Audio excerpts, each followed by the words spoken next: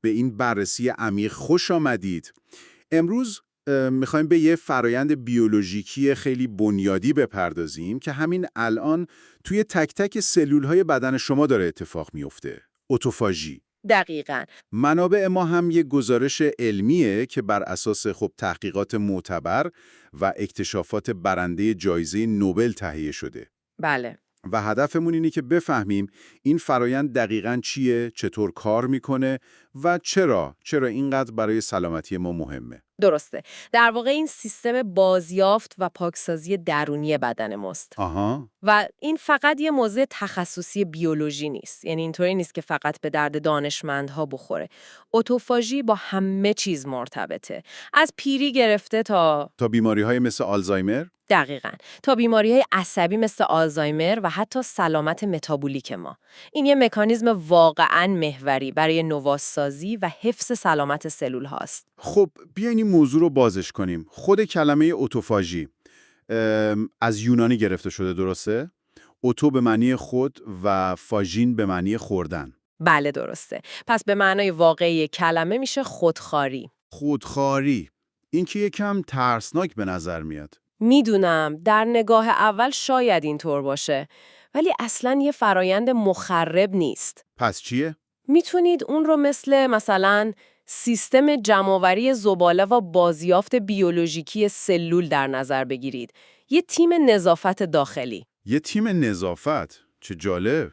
کارش اینه که اجزای آسیب دیده سلول، مثلا پروتئین‌های معیوب یا اندامک‌های فرسوده رو جمع‌آوری میکنه، اونا رو تجزیه میکنه و تبدیلشون میکنه به بلوک‌های ساختمانی جدید و انرژی. دقیقاً. نکته جالبش هم همینه. این فرایند 2 تا نقش کلیدی داره. یکی همین نگهداری روزانه است که خب برای سالم نگه داشتن سلول‌ها همیشه در جریانه.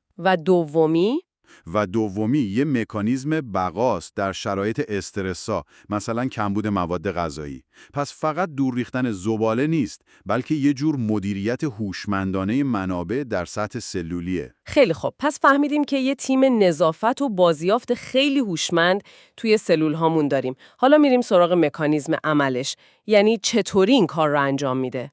ببینید، وقتی سلول نیاز به پاکسازی داره، یه ساختار غشایی شکل میگیره به نام اتوفاگوزوم. اتوفاگوزوم؟ بله. این مثل یه کیسه زباله میکروسکوپیه که اون ضایعات سلولی رو در بر میگیره. آها. بعد این کیسه با یه اندامک دیگه به اسم لیزوزوم ادغام میشه. لیزوزوم؟ این همون نبود که بهش میگفتن معده ی سلول؟ دقیقاً. چون پر از آنزیم‌های تجزیه کننده است. وقتی این دوتا با هم یکی میشن، محتویات داخل کیسه به مولکول‌های پایه‌ای مثل آمینو اسیدها و اسیدهای چرب تجزیه میشن. تا سلول بتونه دوباره ازشون استفاده کنه. بله، برای ساخت و ساز یا تولید انرژی. خب اینجاست که موضوع خیلی جالب میشه. یعنی محرک‌های اصلی فعال شدن این سیستم چی هستن؟ چطور میتونیم روشنش کنیم؟ بهترین سوال همینه، چون محرک‌های اصلی توی سبک زندگی ما پیدا میشن. یعنی کنترلش تا حد زیادی دست خودمونه. مثلا مستندترین و قویترین محرک روزه گرفتن یا همون ناشتا بودنه. وقتی برای مدتی غذا نمیخوریم، سطح انسولین میاد پایین و اتوفاژی به شدت افزایش پیدا میکنه. دقیقاً. محرک‌های دیگه هم هستن، مثلا فعالیت بدنی شدید. آها، ورزش سنگین. بله، چون باعث استرس متابولیک توی عضلات میشه. یا کتوزیس، یعنی وقتی بدن از چربی به عنوان منبع اصلی انرژی استفاده میکنه.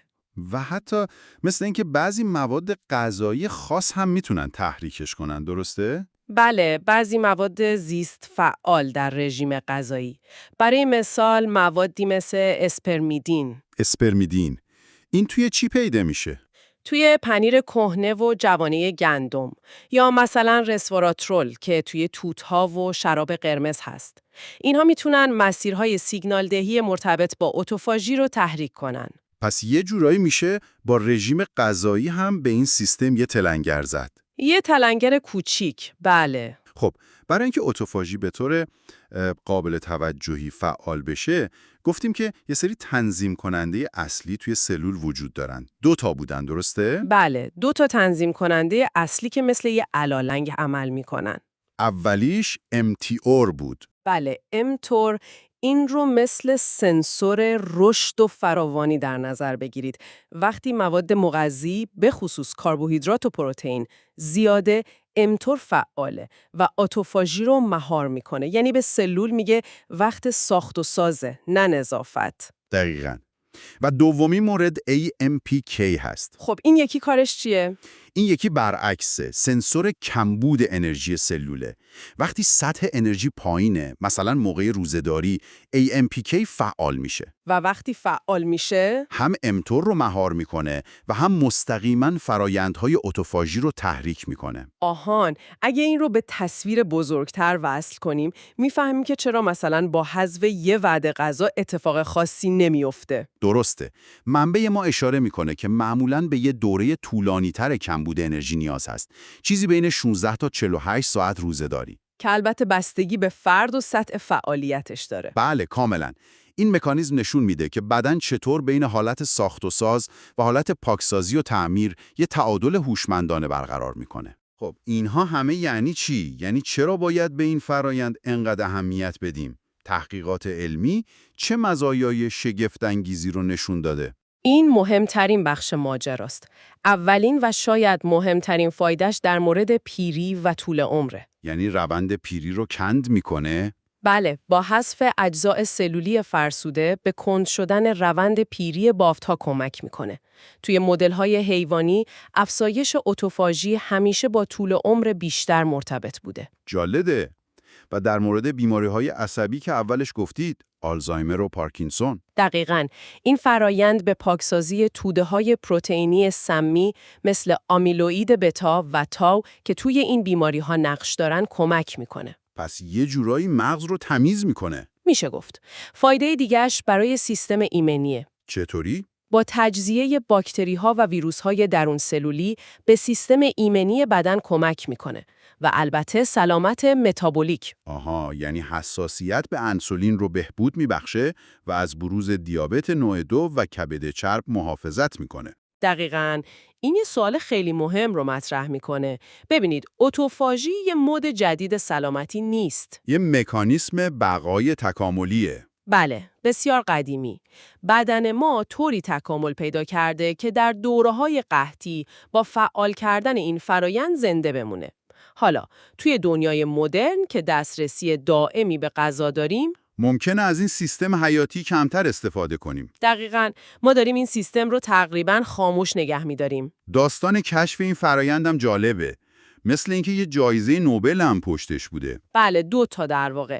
مفهوم اتوفاژی برای اولین بار توی دهه 1960 توسط محقق بلژیکی کریستیان ددوو مطرح شد. که برای کشف لیزوزوم جایزه نوبل گرفت. بله، اما پیشرفت اصلی و بزرگ توسط یه زیست شناس ژاپنی یوشینوری اوسومی توی دهه 1990 اتفاق افتاد. اوسومی چی کار کرد؟ اون با آزمایش روی سلول‌های مخمر، یعنی یه موجود خیلی ساده، ژن‌هایی که اتوفاژی رو کنترل می‌کنن و شناسایی کرد و جزئیات تنظیم این فرایند رو توصیف کرد. پس کلیدای روشن و خامیشو پیدا کرد. دقیقاً. چیزی که اینجا شگفت‌انگیزه اینه که کار اوسومی اتوفاژی رو از یه مشاهده صرف به یه حوزه علمی بزرگ تبدیل کرد. جالبه. تحقیقات اون نشون داد که این یه فرایند حیاتی و به شدت تنظیم شده برای بقا و عملکرد سلوله. و به همین دلیل هم در سال 2016 جایزه نوبل فیزیولوژی پزشکی بهش اهدا شد. فوق‌العاده است. پس اگه بخوایم یه جمع‌بندی بکنیم، اتوفاژی سیستم پاکسازی و بازیافت درونی بدن ماست. بله، که با عواملی مثل روزه‌داری و ورزش شدید فعال میشه. و توسط سنسورهای انرژی سلولی مثل mTOR و AMPK کنترل میشه. و برای مبارزه با پیری، بیماری‌های عصبی و مشکلات متابولیک حیاتیه. درسته. اتوفاژی مثال عالی از اینه که چطور سیستم‌های باستانی بدن ما که برای بقا طراحی شدن، امروزه برای حفظ سلامتی در دنیای مدرن فوق‌العاده حیاتی هستند. یه جورای انعطاف پذیری بدنه در سطح سلولی. دقیقاً. این یه مکانیسم اصلی برای انعطاف پذیری و بهینه‌سازی بدنه.